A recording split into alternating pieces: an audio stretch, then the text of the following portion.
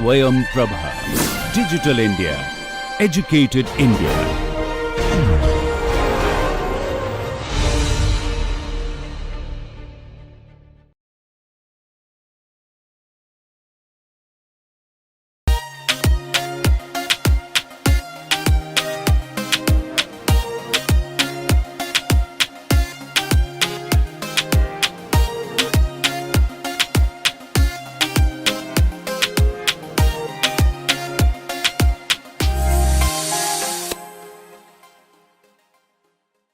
Good morning and welcome to this next lecture on vibrations of plates and shells.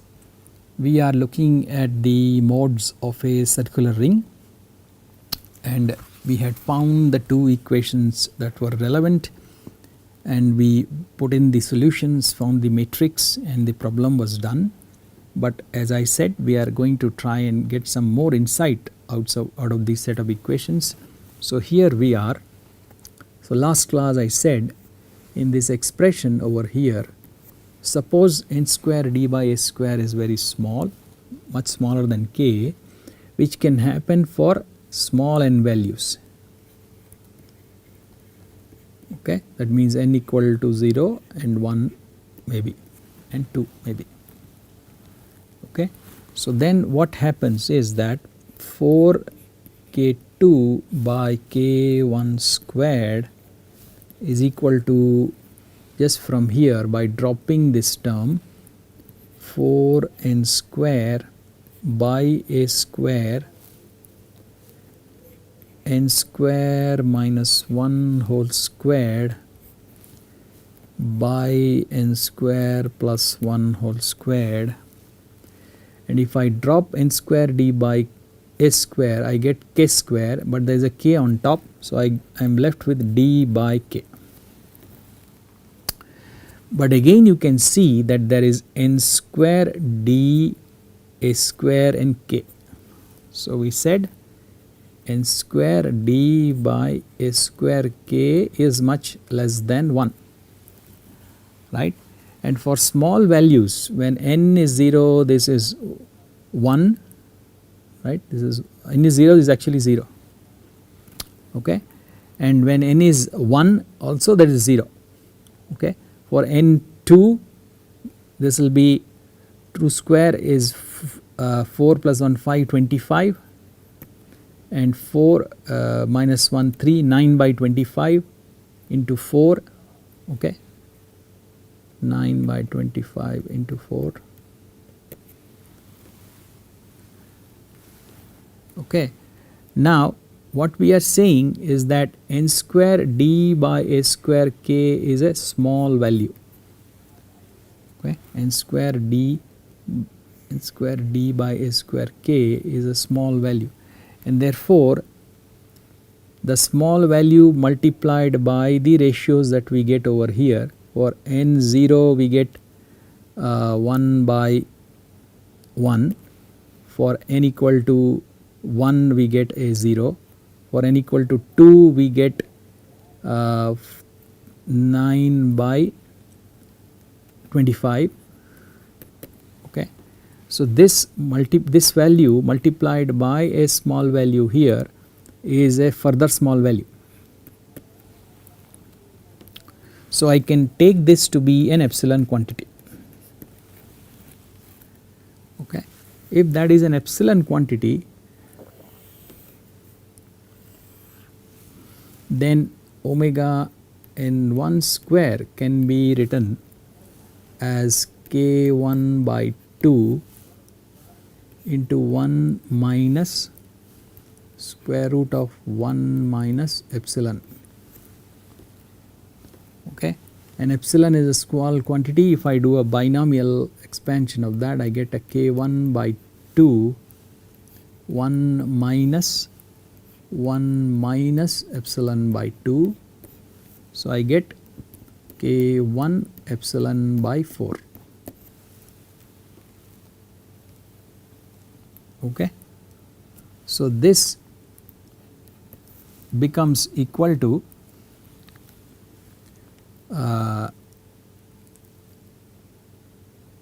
let's see, k1 by 2, k1 by 2, okay, into epsilon by 2,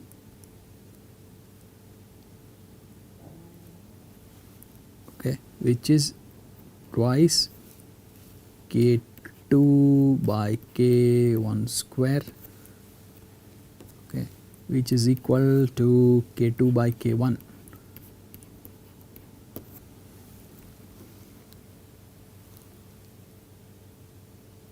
Okay, this is epsilon, so epsilon by 2 is 2k2 by k1 square, so 2k2 by k1 square into k1 by 2, that is k2 by k1. So k2 by k1 now is n square, so n square minus 1 square by a6 rho h square dk a square rho h by n square plus 1 into k.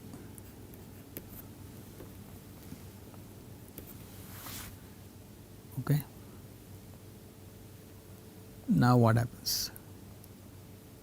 Now, okay, so rho h omega n1 square, first set of natural frequencies.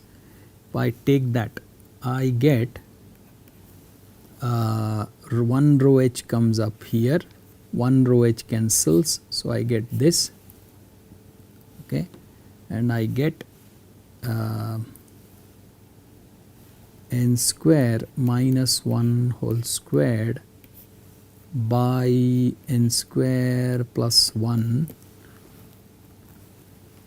This is done, this is done. Then I have a fourth over here, so I'll write this as n square d by a square. I bring a k and I bring a k over a square. Okay, so n is small and n square d by a square k is also small. Okay, so if for such a situation, what happens is, this is, we can say, is much less than k by a squared. Okay, so this is of a small number, so it will bring down this number. So this is much less than k by a square. Okay, now, okay, so that gives me the magnitude of omega n1 square. Now, what about the ratio a n1 to b n1? Okay, so if I take one of those terms, if I take one of these equations, okay, once a natural frequency has been substituted, this matrix is singular, so I can compute an by b1 bn using one of these expressions, okay, either this equation or that equation. So let us see, an1 set by bn1 set ratio can be written as rho h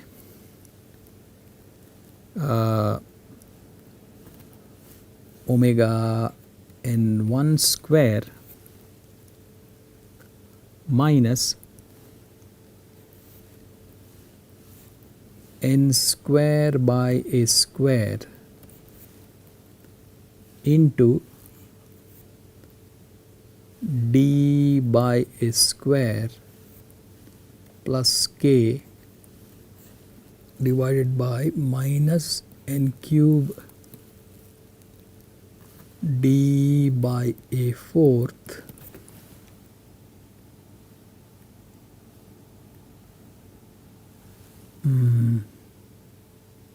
minus nk by a square.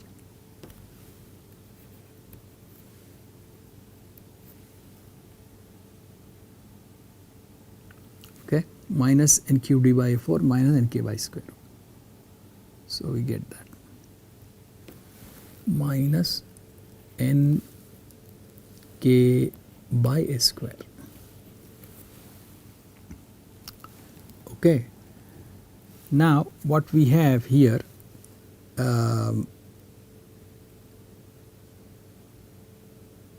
is, if I separate out here in the denominator n square n by a square, n by a square, then I get n square d by a square plus a k.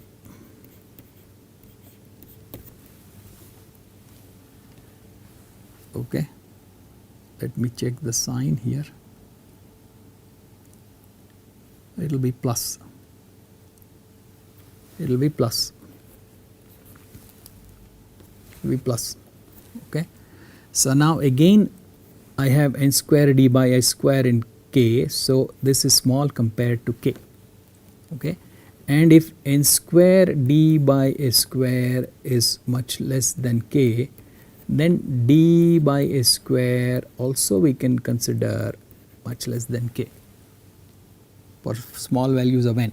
So I am going to drop this in the numerator, I am going to drop this in the denominator. So we get rho h omega n1 square minus k n square by a square by nk by a square. Okay. Now if you recall, somewhere here we said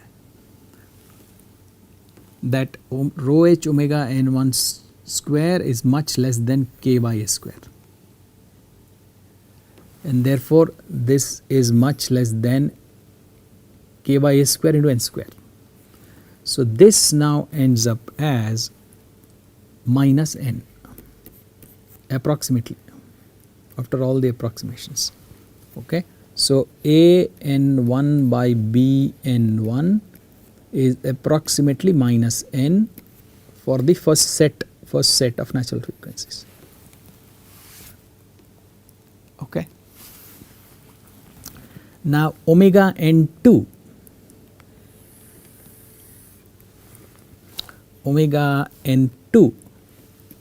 square is given by,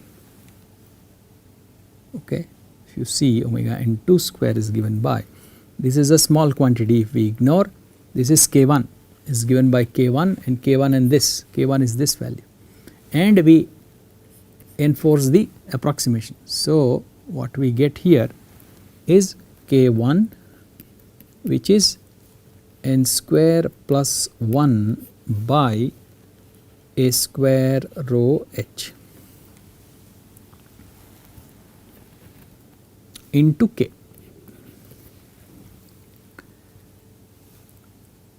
Okay. So now what is an2 by bn2? That is equal to what? Okay.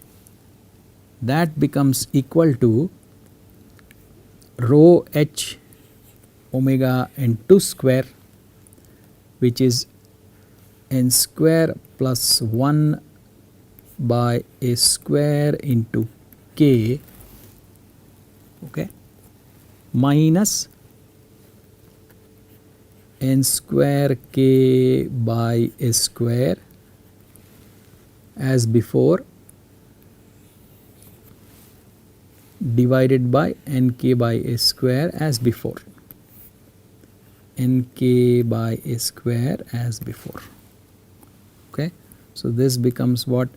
N square k by a square is gone, I get k by a square, and I get nk by a square. So this is approximately 1 by n. Okay, so if I make a note here, let's see if I make a note here. an1 by bn1 is equal to approximately minus n. an2 by bn2 is approximately 1 by n. And I have a straight number here, omega n2 square is equal to n square plus 1 by a square rho h k, and omega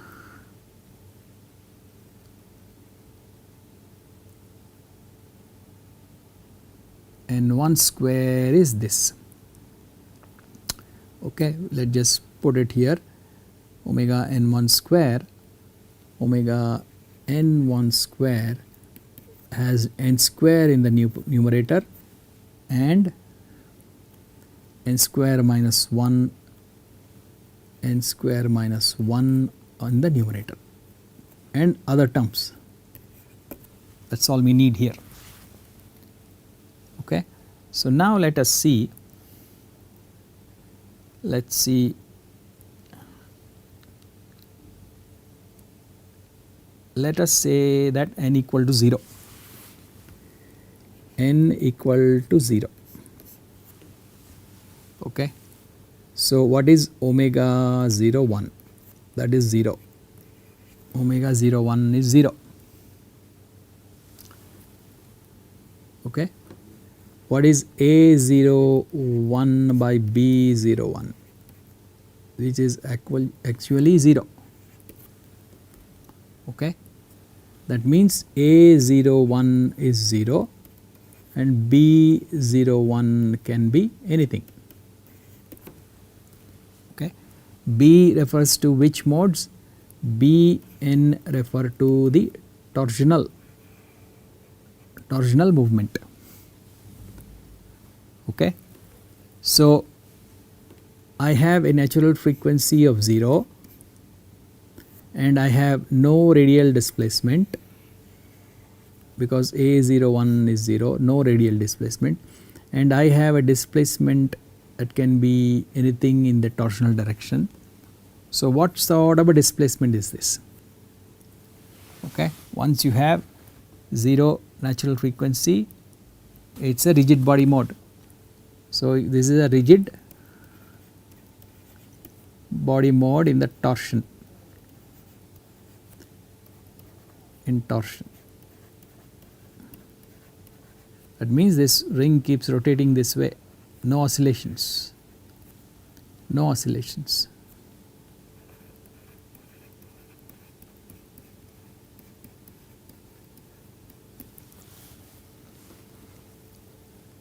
Okay. Next, we have omega 0 2.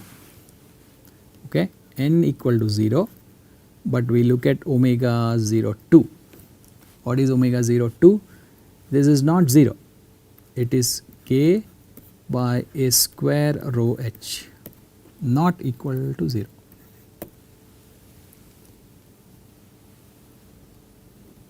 Okay. And what is it?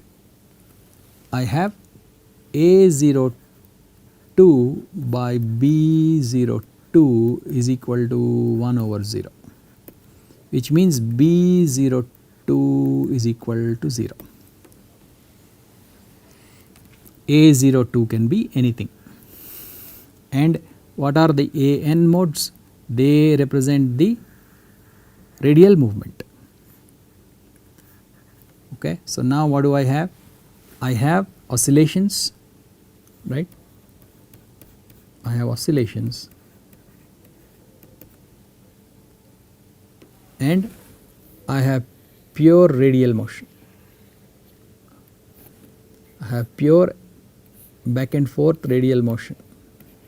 That means the radius moves out uniformly and it moves in uniformly at some natural frequency. So, this is called the breathing mode. This is the breathing mode of the ring.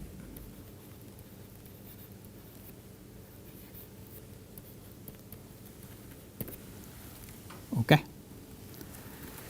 Now we have looked at n equal to 0 above. Now let us look at n equal to 1. N equal to 1. Okay. So when n equal to 1,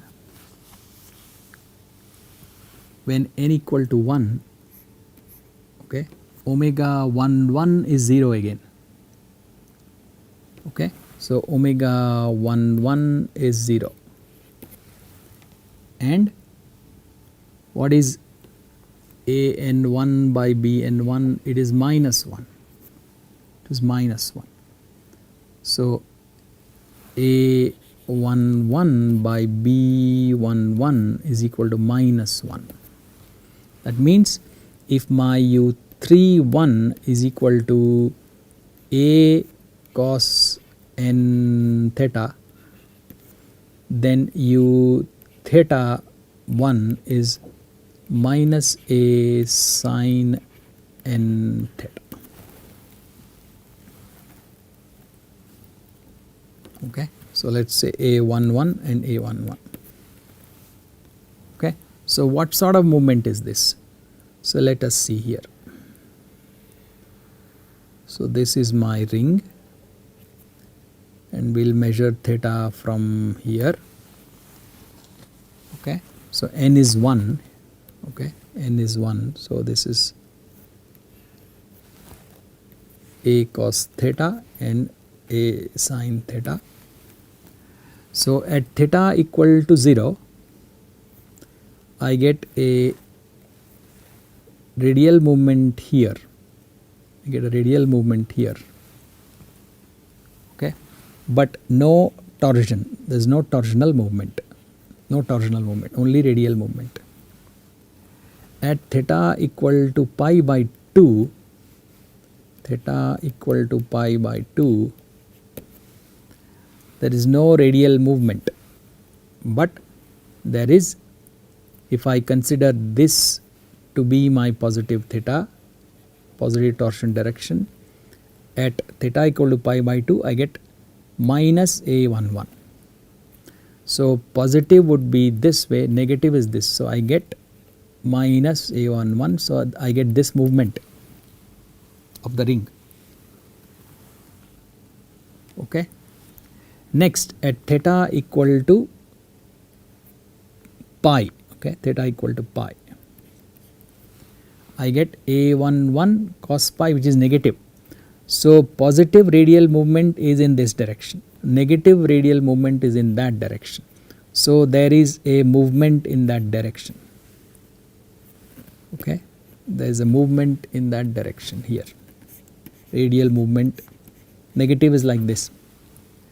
Whereas at theta equal to pi, torsion, there is no torsion, sin pi is 0. And at 3 pi by 2,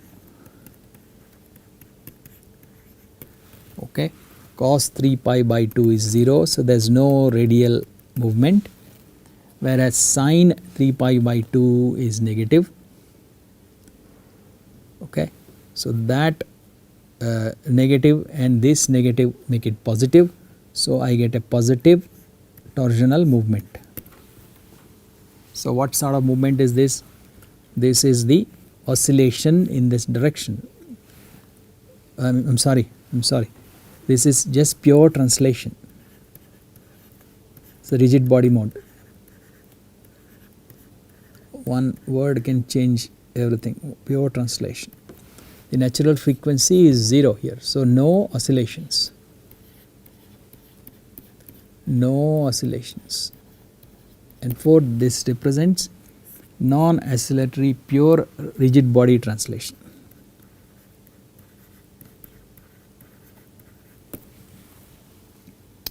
Okay. Next, n is still 1. N is still 1. Okay. So let us look at the second set, omega 1 2 set. Okay. Omega 1 2 set again. for n equal to 1 is not 0, okay, it will have some value whatever it is, okay, 2 by a square rho hk not equal to 0, omega 1 2 square is not 0, and for n equal to 1 a12 by b12 is equal to 1, okay. So a12 by b12 is equal to 1. So what is it now? u3 at 1 is a12 cos theta and u theta 1 is equal to a12 sin theta, okay, because b12 is equal to a12.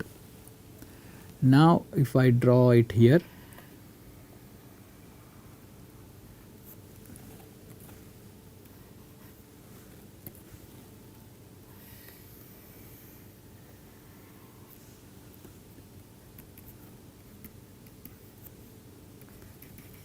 it's my theta 0, okay, at theta equal to 0 again I have u3 as a12, so u3 has some value here, okay, torsion is 0 at theta equal to pi by 2, I have no radial movement, okay, and I have pure positive torsion, so I have this movement here, okay. At theta equal to pi I have negative a12 movement, so I have this movement here,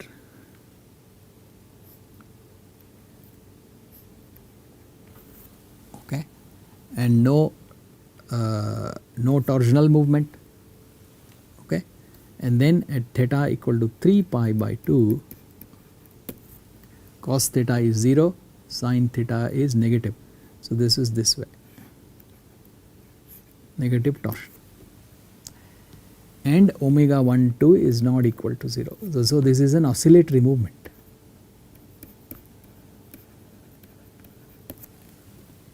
okay. So you can see both happening here. In the radial sense, this ring is oscillating back and forth,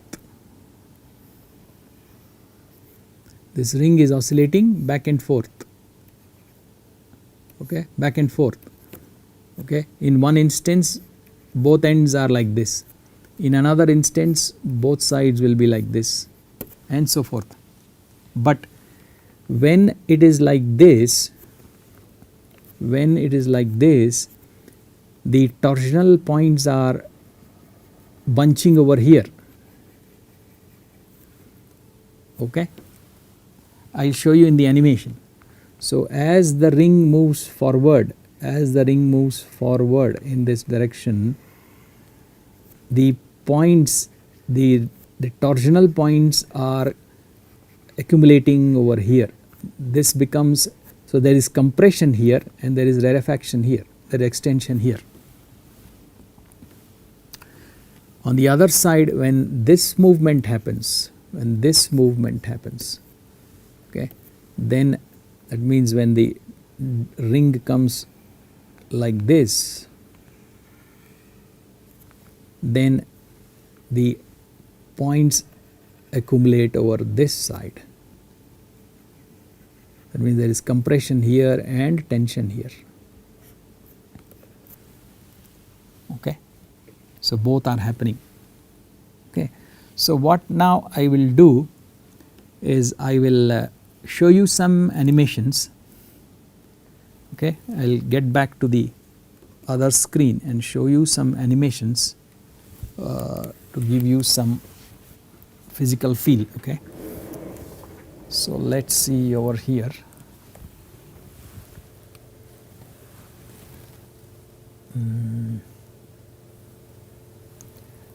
Okay, so let us open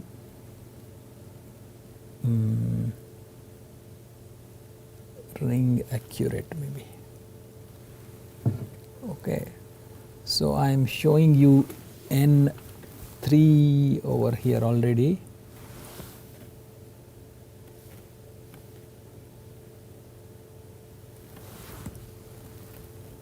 So let me run and see.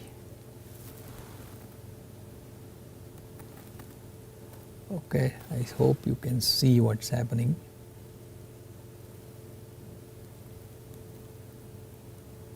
Okay, so you can see the N3 movement, right? Like a club, you can see at instance it forms that. Along with that, there is in-plane movement. Okay, there is in-plane movement of the particles. Okay, so let me see if I can exaggerate this movement. If I exaggerate, it becomes a bit unrealistic.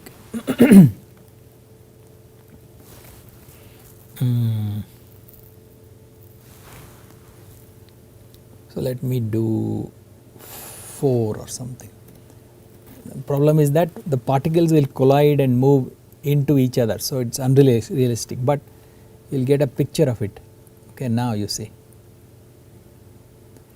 how there is both in plane movement within the ring of particles, at the same time they are moving outward also. Okay, so please ignore these anomalies, because to accentuate the display, I have given more amplitude, so the particles are crashing into each other. So that part you ignore, but this is now clear how it's a coupled motion now, N3 coupled motion in torsion and in radial movement. Okay, so I'll keep it this way so that it's visible. So let us do N0, let's see if I can do N0. That should be purely 0 or O? 0, okay. So let's see here. So it's purely radial movement. Okay, so it's purely radial movement.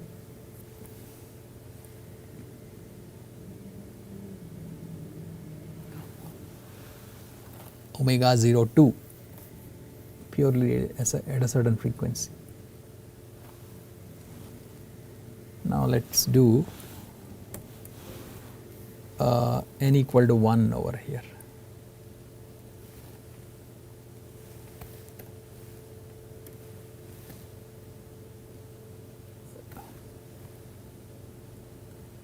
You see how it oscillates. Okay, omega 1 2, right? See, oscillate. But as this movement occurs this way, particles are getting closer here, and as it moves this way, particles are getting closer here. Compression is happening here. Okay, so the radial movement is happening, and in plane torsion movement is also. So you see these points are coming together here. In this case, points are coming together here.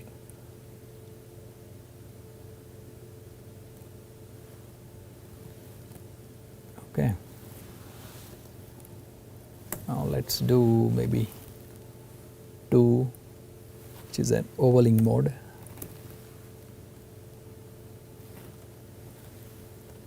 So that's an ovaling mode. Okay,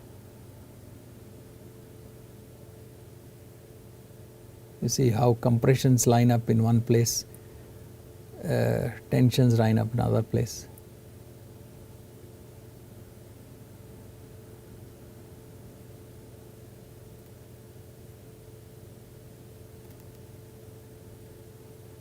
This is exaggerated, as I said.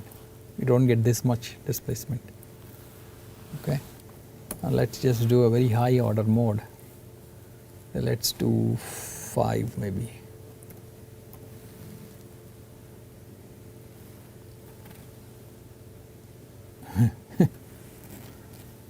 So the extra things are anomalous. Okay, So if I make it realistic, if I reduce this value back to 1, then you don't see the displacement, but that's largely what happens.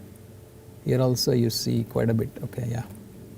So the particles are crashing into one another, which is not.